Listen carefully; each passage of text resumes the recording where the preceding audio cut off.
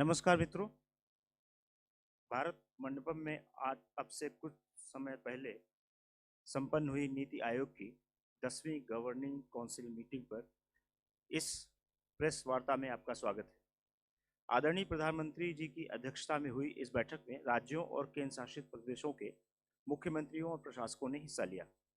इस प्रेस वार्ता के लिए मैं नीति आयोग के vice chairman Shri Suman berry जी का हार्दिक स्वागत करता हूँ। साथ ही नीति आयोग के सदस्य श्री राजीव गाबा जी, डॉक्टर वी.के. सारस्वत जी, प्रोफेसर रमेश चंद जी और डॉक्टर वी.के. पॉल जी, डॉक्टर अरविंद विरमानी जी के साथ साथ नीति आयोग के सीईओ श्री बी.वी.आर. सुब्रमण्यम जी का हार्दिक स्वागत है। इस प्रेस वार्ता की शुरुआत vice chairman Shri Suman berry जी के संबोधन से होगी। उसके बाद नीति आयोग के सीईओ श्री बी.वी.आर. सुब्रमण्यम जी विस्तार से जानकारी देंगे और मीडिया के सवाल सबसे अंत में लिए जाएंगे। अब मैं माननीय वाइस चेयरमैन जी से निवेदन करूंगा कि वे मीडिया को संबोधित करें। Thank you very much. I'm sorry you had to wait. Thank you all for being here and being interested in the work of NITI Aayog. This is the most important meeting that NITI Aayog holds roughly once a year. This was the 10th Governing Council meeting, and this is the 10th year of NITI Aayog because it came into existence in 2015. There has already been something in social media about what the Prime Minister said. I won't go over that at the moment. What I would say is, first, he did acknowledge the importance of these successive meetings in creating a consensus in the past for many of the achievements of his government's first and second term. I won't go through all of this, but everywhere from housing to health to sanitation, all of these are the joint efforts of the center and the state made possible by a forum like the Governing Council. The second point that I think was very important was that even though there was a record of 10 years of achievement, the clear message is that it is time to accelerate, it is possible to accelerate, and this has to be a national movement. This is not, it has to be done, it's a political movement, it needs to mobilize the entire population. This was a demonstration of solidarity of center and states. Typically, it is about the economic program, but this took place in the shadows of the Pahalgam assault, Operation Sindoor, and that was also a sub-theme of the solidarity, I would say, in the room. But with that, let me hand over to CEO NITI Aayog on any additional points he'd like to make, and then the questions. Thank you, Vice Chairman. So I'll give a detailed briefing about the proceedings today, but also the context of today's meeting. This is the 10th meeting, as the Vice Chairman said, of the Governing Council of NITI Aayog. NITI has also completed 10 years of existence. It was formed in 2015. This is 2025. First, let me make it very clear. I think there is a sense of positivity in the room, and I think I would like to mention that very, very early on. We had 31 out of the 36 states and UTs participating. This is the highest ever participation of a Governing Council of NITI Aayog. We have had 31 participants long ago in the first meeting and maybe once more. But if you see earlier years, 26, 25, etc., that actually shows that people came with a very positive bent of mind, and the 5 states which were missing were largely we were informed in advance for a lot of other reasons, clash of commitments or health reasons. So we had Karnataka, we had Kerala, we had Puducherry, we had West Bengal, and we had Bihar. So these were the states, and we knew pretty much in advance that they are not coming. But I think you've been covering NITI Aayog for quite some time, and you'd appreciate that the fact that there was such a large participation had a very larger context to it. Before I go into actually what was discussed, let me give a small context. I mean, NITI has been, playing a very fundamental role and contributing immensely to coordinating development decisions across the country, both at the central government level and between the center and the states. And I think that's the fundamental role that it has been playing, shaping both cooperative as well as competitive federalism. And it's been shaping national policies, shaping visions, both at the central level as well at the state levels. It's been pushing states and central government into data-driven decision making, into empirical, evaluation-based decision making, and also wherever necessary, both at the central level with ministries as well as with states, hand holding. So I think and NITI has been the repository of the sustainable development goals. So I think that's another area which NITI has pushed. So this shows in the depth of work which NITI has done over the last 10 years. And I think it is seen now widely as a platform. And I'll refer to what PM said in this context in a minute later. The agenda for the meeting was actually basically two items apart from an action taken report. Firstly, the theme of the meeting itself and the first item in the agenda was Viksit Rajya for Vikasit Bharat. Viksit Bharat Hetu Viksit Rajya. The whole idea is in the last governing council, the 9th governing council held just after the election in July, the Prime Minister had given a call for all states to prepare their own state visions, making their states Viksit, Viksit Bihar, Viksit Orissa, Viksit Madhya Pradesh, so that they have visions which will then aggregate into a larger vision for the nation. So I think that is what drove the agenda for the last 1 year, and that's why it became the primary theme of today's governing council meeting. The reason for the PM giving this call last time is that India is at a turning point. It's at a takeoff stage. And this is at the cusp of a change in our growth trajectory. And given that we have solved a lot of issues regarding basic services, access to basic services, and having reduced extreme poverty to less than 5% almost, I think the country is at a takeoff stage where it can grow very, very rapidly, as has been done by many countries in the past. So this was the context. Given this, as well as the demographic dividend that India is actually blessed with for the next 20, 25 years, that we can grow rapidly, the Prime Minister gave a call that all states to prepare a vision document at their level. And this is already visible in the growth of India. We are the 4th largest economy as I speak. We are a $4 trillion economy as I speak. And this is not my data, this is IMF data. India today is larger than Japan. It's only the United States, China, and Germany which are larger. And if we stick to what is being planned, what is being thought through, it's a matter of another 2.5 to 3 years, we would become the 3rd largest economy. And in this, the reason for the Prime Minister giving this call is this is a long haul and we have to do it for about 25 years. States are fundamental, be it industrial development, be it services, be it agriculture, be it human capital, everything has to be done in states. And if you do not have visions for states individually, it's like actually having a bullock cart with only one, bull, not two. It will not run. So if the vehicle has to move forward, you need both center and states to work in tandem. And the good thing is, as we come here, almost 17 states have prepared and released or are on the verge of releasing their visions.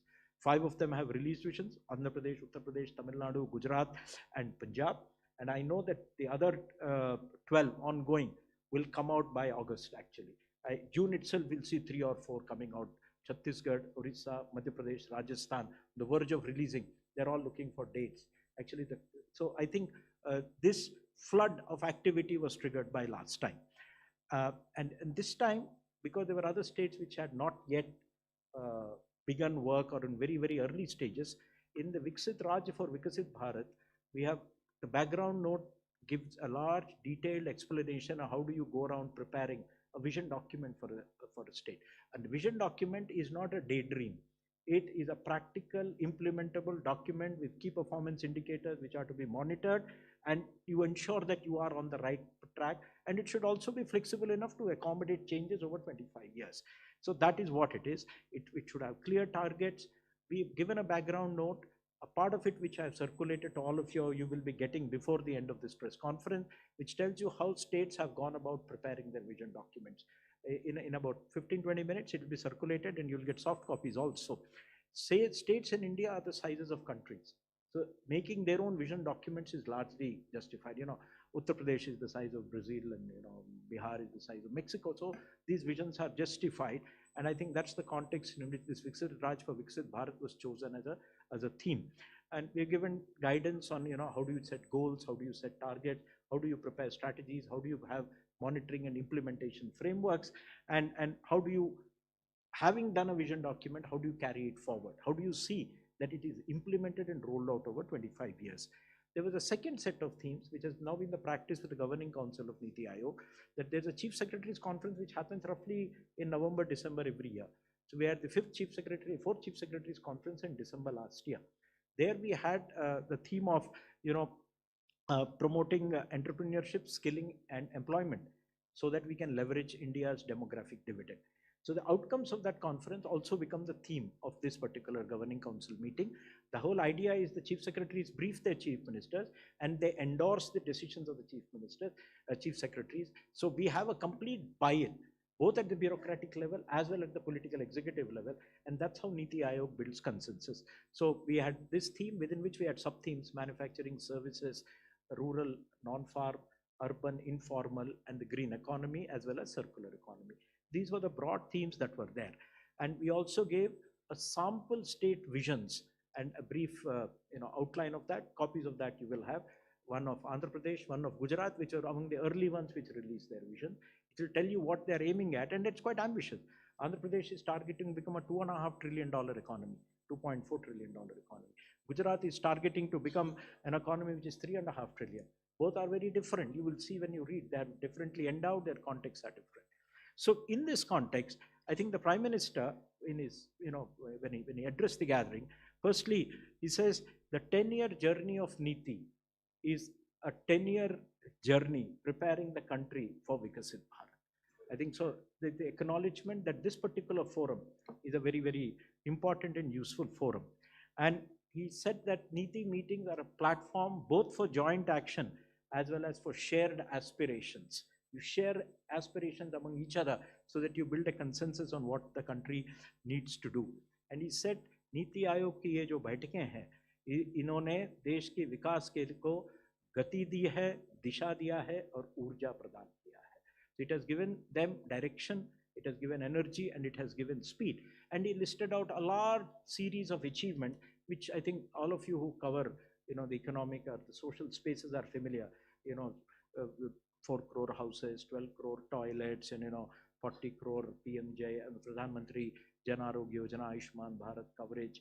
So all that is there, and it was all listed. And by the way, these numbers I can keep reciting, they are phenomenal. What has been achieved in terms of the last 10 years is phenomenal, and this forms the base for taking a jump into Viksit Bharat. The strongest thing that has come out of today's meeting, but I'll keep switching between what PM said and what came out of the meeting, is there was a complete, absolute unanimity on Operation Sindhur and regret and anger over what happened in Pahalgam. I think that was a common theme, and there was complete expression unanimously of solidarity. Everybody commended the role and the valor of the defense forces and the leadership by the Prime Minister, which led to the success, and the way the Prime Minister's leadership and the defense forces work have protected national security. And so I think that was something that was uniform, irrespective of any particular ideological or party orientation. So I think that was something there, and I'll explain what individual chief ministers said, but by and large that is there. And it came out in PM's own concluding remarks. He used the words, bahut sarthak charcha hui.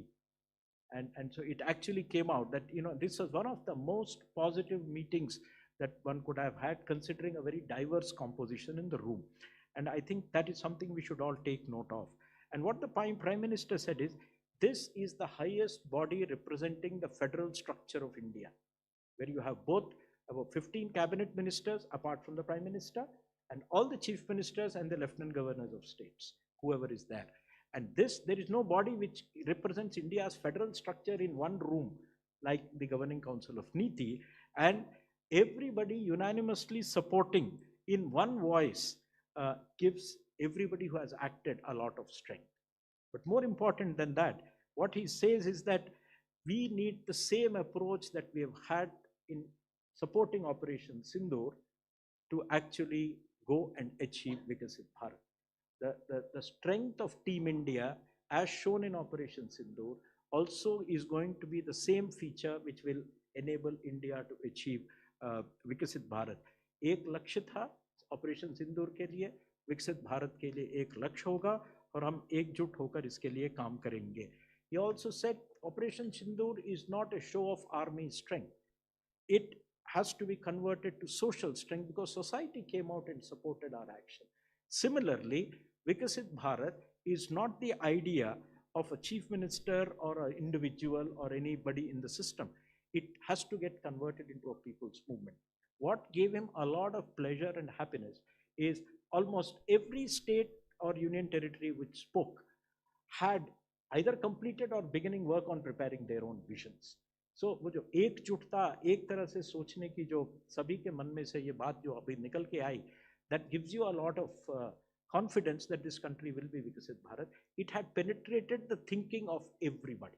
So I think that is it. And he wanted this to be carried further down to districts, possibly down to villages, so that every individual is motivated.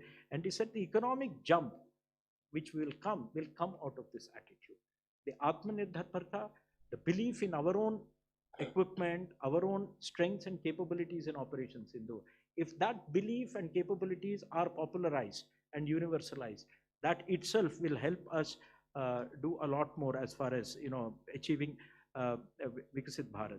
He said the most important point to note is that every state has joined the Vikasit Bharat stream of thought. So now एक प्रवाह है और सभी लोग अब उस प्रवाह में जुड़ गए हैं, and we need to take it further down. And once you take it further down, it becomes an autopilot. And once it is an autopilot, it has a self-fulfilling way of fulfilling itself. It creates an atmosphere of agreement. Going back, in his remarks, the PM covered a lot of issues. He said that NITI has been helping a lot of states, and I think this effort should be continued. He talked that states are the places where action is there. So we need to focus on the themes which are there in the agenda. If you want employment, that means you need skilling, you need entrepreneurship. States have to do the action in multiple fronts. Most importantly, they need to focus on manufacturing. They need to focus on services, which means remove a lot of bottlenecks. And what kind of bottlenecks? Changing policies, ease of doing business, removing obstacles, removing obsolete laws, reducing compliances. We have done a lot in Delhi. Some states have done a lot at state level, but there is a lot more to be done. Please work at state level, go down to local self bodies, municipalities, and see that we remove all these obsolete stuff so that investors should feel that they are welcome. And for that, there should be a friendly competition between states, create an investment-friendly atmosphere in states. He also referred to a task force created by the cabinet secretary with a lot of work assigned to secretaries for deregulation. Basically, identify and remove a lot of unnecessary regulation which is hindering ease of doing business at state level. So this was one area of focus. He also asked states to focus on exports, because you just don't have to have manufacturing and services. The world is there for us. The government has been signing a lot of FTAs, more are in the pipeline. We need to leverage the FTAs. And to leverage that, he wanted states to start thinking on those lines. He also talked about, the ODOP, one district, one product program, which he had, but it's not about just one district, one product. He wanted that to be made world class. How do you make it world class? Through quality, through marketing, through packaging, so that people feel like owning it. There is a huge world outside which has a demand for local, ethnic, identified stuff. There's a huge global market. States need to work to tap that. And if you succeed in one sector, and if you succeed, say, in auto sector, you will have spillover effects in other sectors. You succeed in auto sector, you will have success in the automotive component sector, and so on and so forth. He named areas where we have had success. We have had success in electronics, we have had success in semiconductors, we have had successes in textiles and a couple of areas. So He basically said, a farmer will harvest as he reap as he sows. So you have to, बीज सही डालोगे और खेती करोगे तभी आप, फसल काट पाओगे. And therefore, that was one area of emphasis. The second area is, given our demographic dividend, the size of our population, I think skilling has to be given a lot of importance. We can give them the skill capital of the world, but curriculums have problems. A lot of it is outdated. In an era when you are driving a new generation cars, ITIs can train people on ambassador cars. They're quite useless. So you need to update your curricula, the teaching methods, new areas have to be introduced.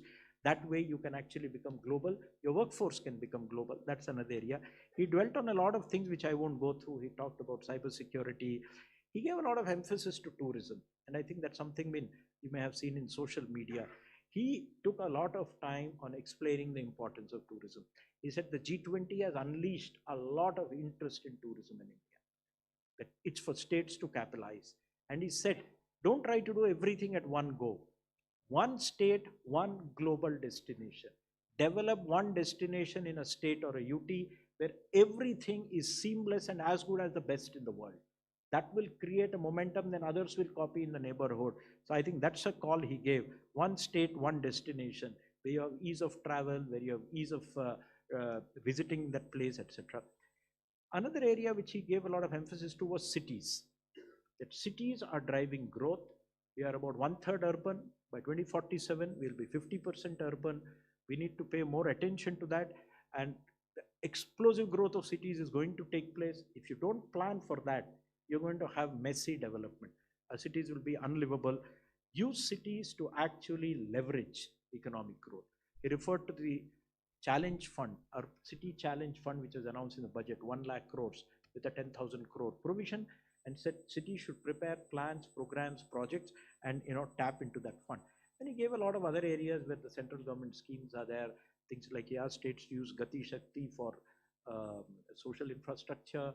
Talked about women's employment, improving women's participation rate in the labor force, making it safer, making it more convenient, better timing, better travel, better facilities so that more women participate. He also talked about the importance of cooperatives, how that can actually transform the rural economy. He wanted river linking to be tried out, if not at a big level, but at least at an intra-state level, and take it forward. And he said in conclusion that if you have policies, the policy should be in a manner that they deliver impact. That's how policy should be. Policies are not things which are in books. And once people see impact, they accept change because they see change for their own benefit. And he concluded his opening saying that this is an unprecedented opportunity. In the end, as I said, he was extremely delighted by, the unanimous support for Operation Sindoor, the mood and atmosphere in the room. He said if the same mood can be captured and used for Vikasit Bharat, Team India can certainly make India a developed nation. While making visions, one of the things he said to the states is 2047 is too far away. Have intermediate timelines. Orissa has a 100th year coming up in 2036. So have a goal for 2036 and 47. Maharashtra has a 75th year of its formation, 7-8 years from now. Have that an intermediate goal and then have a final goal, and so on and so forth. He also referred to a lot of chief ministers, their good suggestions, etc. He focused on 3 or 4 areas: agriculture, he focused on education, he focused on healthcare, and a lot of things that we done, things like TB Mukt Bharat, controlling obesity, reducing edible oil imports, and using technology in agriculture. He also urged states to implement programs which are funded largely by the central government. Take interest because it will help individuals, PM Janman, Pradhan Mantri Awas Yojana, and so on and so forth. And he basically concluded with this sentence saying that, leaving this room, I'm quoting him, I feel confident that we can achieve Vikasit Bharat. When we made a call for Purna Swaraj in the 1920s, it took India 25 years to get Purna Swaraj. We are 25 years from Vikasit Bharat. If we have this as a movement now and everybody subscribe to it, I'm sure that we can create a tempo which will deliver Vikasit Bharat. A Jan Samanya ka mantra bane, and new generation can then be handed over a Vikasit Bharat. This is what he said. I won't talk about what individual chief ministers said. We can have it in a Q&A. Thank you, sir. Now floor is open for questions. Please introduce yourself and your name. I will start from number 3. Mike, please. Thank you very much, sir, for this opportunity. My name is Girish. I'm with Mint. Sir, manufacturing sector is central to our development strategy, and industrialized states like Maharashtra, Tamil Nadu, and Gujarat make significant contribution to our GDP. But the geopolitical developments and the Trump tariffs are posing significant headwinds to the manufacturing sector. Including the latest announcement of tariffs on iPhones made in India. This actually strikes at the root of our Make in India strategy. Has the Prime Minister referred to it and given any assurance about how we will deal with these external shocks? Thank you. I don't think the audience discussed Trump tariffs, but if you look at the overall geopolitical and geoeconomic environment, it is favorable to India for a variety of reasons. A, you're not hit as badly as others, number one. Two, you are being driven by a youthful workforce.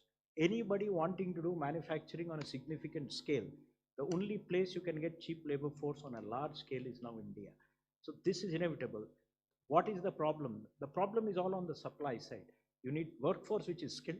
You need to set out your infrastructural issues. You need to have good utilities, electricity, water supply, roads, industrial park, logistics, etc. If we do that, it is there.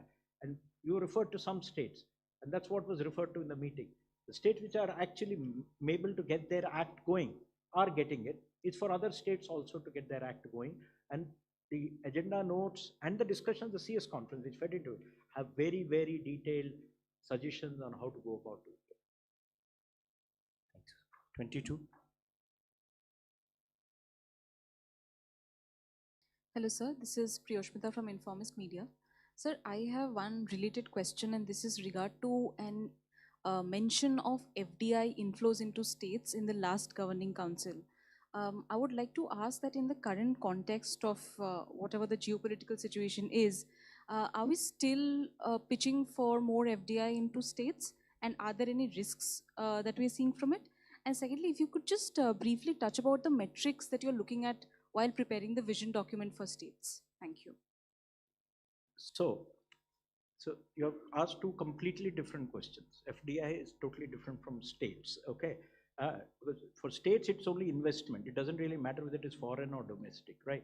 So as far as FDI is concerned, if you see the figures which RBI has produced recently, the gross FDI has actually risen about $80 billion, right? So there's two-way flow. That's why you have different figures. But I think given the global scenario, I think we have a very robust game going on. And I think if you get your act going better, there's going to be only more of that coming up. Aren't you seeing a new announcement almost every day? Apple has announced a new factory which is to come up. So I think that is something. As your per capita income rises, you're about $2,500. If you're going to touch $5,000 in about 5-7 years time, consumption is, India is 60% consumption driven. And if you actually get international markets also open to, and that's what the FTAs are targeting, the game is not over it. We're discussing with the EU, we're discussing with the US, markets will open. So, what that tariff will be is still today uncertain, right? But I'm sure the world is large enough. And given the dynamics, you are going to be a cheap place to manufacture. That is one. As far as states are concerned, for preparing their thing, I would suggest wait for the note which is being circulated. We have given a framework and the metrics on the basis of which states should prepare their vision document. How do you set targets? How do you design strategies? How do you do monitoring frameworks? It's all there.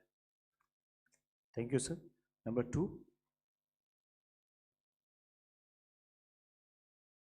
Sir, Prashant Sahu from Financial Express. So was there any discussion or of setting up a subgroup or something to drive economic growth as well as to manage the population growth in the country? Okay, so there was one discussion, and I think this was about using technology for governance. And I think there was a suggestion to form a committee to look at how technology can be used better in governance in an era where you have AI, quantum, and all that. So I think that will be carried forward. We'll have to work out the details. So I think it was positively received in the room. It's been referred to twice or thrice in the discussions. 165.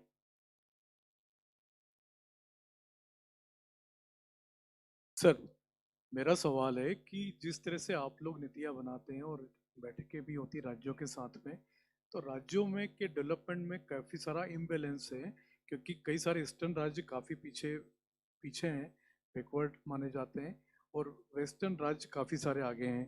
तो कई सारे राज्यों के जो imbalance है उसको ठीक करने के लिए आप लोगों ने कुछ अलग से कुछ उपाय किए? ठीक है जी, जो आपने बोला वो वास्तविकता तो वही है। कुछ राज्य बेहतर कर रहे हैं, कुछ राज्य उतना बेहतर नहीं कर रहे हैं। तो नीति आयोग जो राज्यों को मदद कर रहा है विजन्स बनाने के लिए, हम केवल संपन्न राज्य जो अच्छे कर रहे हैं उनके लिए नहीं बना रहे। उड़ीसा का विजन डॉक्यूमेंट नीति आयोग से मदद से बना है। आज बात हो रही थी जून के महीने में 12-13 तारीख उनका 1 साल हो रहा है, शायद वो रिलीज कर रहे हैं। छत्तीसगढ़ में बनाए हैं। तो इस प्रकार हम राज्यों के साथ, बिहार का बन चुका है, अगले 1 महीने में उनका भी रिलीज होगा। तो ये मैंने इंडस्ट्रियली अगर मैन्युफैक्चरिंग की दृष्टि से देखेंगे तो ये राज्य थोड़ा बाकियों से थोड़ा पिछड़े हुए हैं। दूसरा, इसके अलावा आप अगर 2 बजट पहले देखेंगे, पिछले साल के बजट में, मैंने 2024 जुलाई वाले बजट में एक पूर्वोदय की उसमें जिक्र था। तो पूर्वोदय बिहार, झारखंड, वेस्ट बंगाल, उड़ीसा, आंध्रा, ये पूर्वोदय राज्यों के लिए एक कार्य योजना बनाने की का घोषणा हुआ था।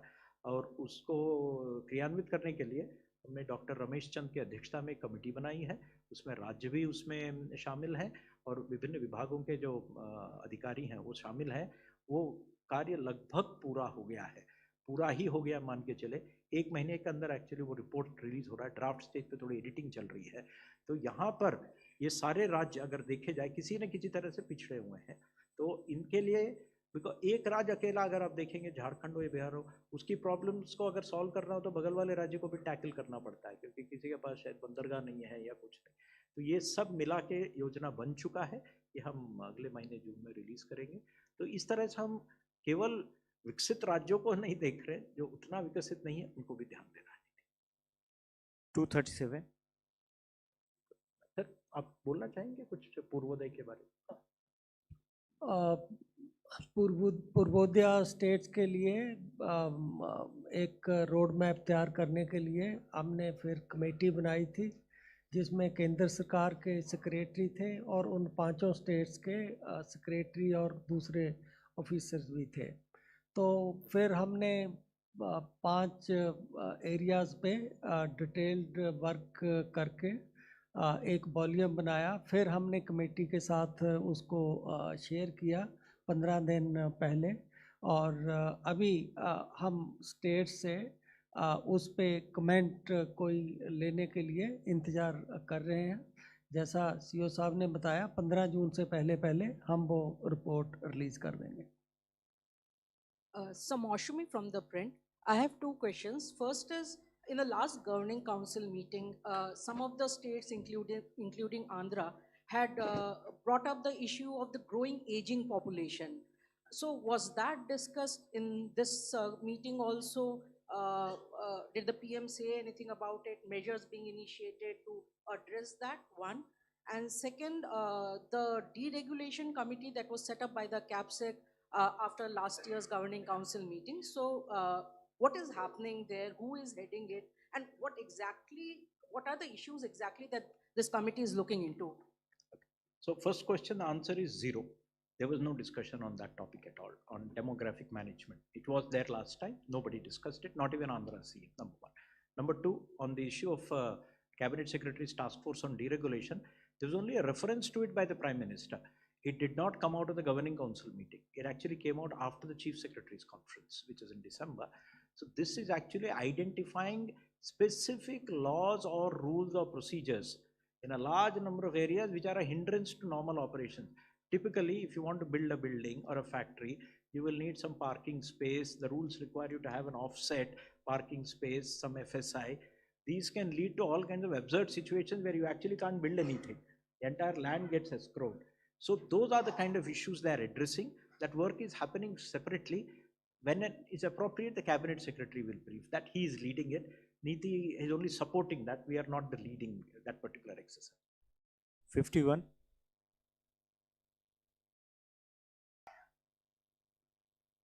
Hi, sir. I'm Dhruvaksh from Business Standard. One question, I actually have two questions. The first is that there have been reports that some chief ministers had talked about the state's share of central taxes at the governing council.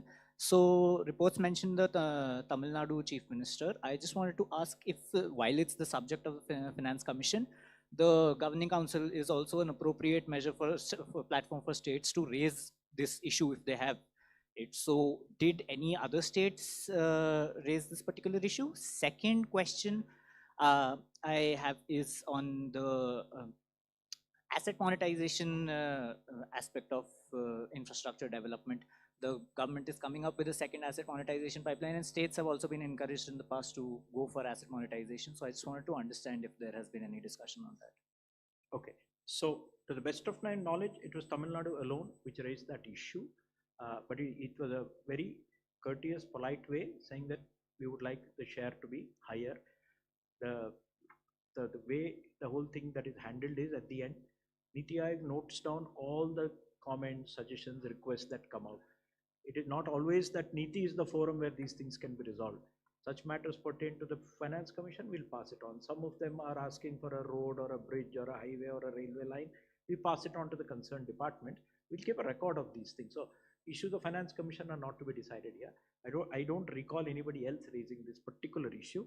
And he also raised it in passing, saying that, look, we need more funds. And I think we need greater devolution to states. The other issue which you're talking, I don't think today is the forum. Today was not a day we discussed asset monetization. Since you asked a specific question, yes, second round of asset monetization, the pipeline is being prepared. It would get done, and there'll be an announcement in August about the entire second pipeline. There's already been a budget announcement of that, 10 lakh crores. The first round, this was 4 lakh crores. This is 6 lakh crores. This will be 10 lakh crores. 11. Is it Please introduce yourself. Ajit from Radiance Media. Purvodaya में क्या हम multi stake holder approach ले रहे हैं? Are we taking only government people in the Purvodaya team that you said, like government people from states and other? Second question is, did we discuss imbalance in the CD ratio? Credit deposit ratio. If you look at the budget announcement, there were 5 areas which were identified for preparing some suggestions for faster development of Purvodaya. One was education, second was tourism, third was health, and like that there were total education, and there was one more area which I am not able to recall. So as I mentioned to you that we constituted a committee where secretaries of all the 5 departments, they were the members, and also from state there was representations. Then this committee decided the details TOR, what kind of material we should discuss. Even Ministry of Finance also, representative secretary DEA participated in initial meetings. So after they decided about what kind of themes this committee should write on, we took help of NITI vertical. You know, in NITI we have strong vertical education and all those. So we took their help. Then also we took help of the states and some other experts. I also looked at it. Agriculture was another 5th subject there. So then we prepared that draft, which was again discussed like that. Yes, this issue often comes that in some of the states, the banks take deposits, but they don't plow it back. So this issue often figures. So like this, we discussed in that report all issues which matter for development of those sectors. There was no discussion on the CD ratio at all. Last 24. This is the last question. I'm Anil Honda from Atulya Bharat News. I've got two questions and one submission. Was IMF discussed? Because after Operation Sindoor, IMF has sanctioned certain amount to our neighbors. So was that discussed? And secondly, if you look at the 9th and 10th governing council meeting, if you'd like to rate them at a scale of 1 to 10, how would you rate them? And my submission is the 5 states which have abstained are non-BJP ruling states. Do you have anything to say on that? Okay, so the last one, there is a factual, it's incorrect. Puducherry BJP is an ally, Bihar BJP is an ally, they are in the government. So it is not that only non-BJP state. I told you, there are a lot of health reasons. I don't want to go into details of why they are not. Very politely it was communicated to me. That's why you're not seeing any statements or whatever, number one. Two, the first thing was about IMF, right? IMF was not discussed, this is not the forum at all. And you wanted to rate the 9th, 10th and other days. I've seen 3, my seniors have seen probably more than that. This I would rate among the best. But at the end of the 8th meeting also, I'm not carrying it right now, PM said, बहुत ही सौराज्यपूर्ण वातावरण में ये बैठक हुई है. So there's one. So the 8th one was actually very, very, very polite, courteous, etc. And today he said, as I said, I repeated, he was equally emphatic that बहुत ही सार्थक चर्चा हुई है. And the atmosphere in the room had to be seen to be believed. It was so positive. And it doesn't matter, you had Umar Abdullah speaking at one end and you had Tamil Nadu speaking at the other end. You could see such a unanimity about development, and I think that's what the purpose is. I think we'll stop at the last one. Okay, 189. 189. Sir, this is Madhuparna Das from CNN News 18. So in the recent current geopolitical, how the situation is emerging, so there are flurry of agreements between India and Turkey, India and Bangladesh, and government is taking also a lot of decisions in terms of import exports. So sir, we just need to understand is are the states also in expressing their concern how to go about it? Is there any policy decision about it, about the trade agreements and all, because a lot of agreements are in public and private areas. So I have not understood it, but I don't think states have any role in trade agreements, etc. But when you have any trade opportunity, be it through an FTA or whatever, to capitalize on that, if you want to capitalize on, say, some shrimp exports, you'll have to talk to Andhra where shrimp is, You want to capitalize on textile, you'll talk to Gujarat, Coimbatore and Punjab, So I think that extent the departments do that, but I don't think there's any direct role. But the PM emphasized, focus on exports that gives you jobs. And states are focusing on manufacturing for exports.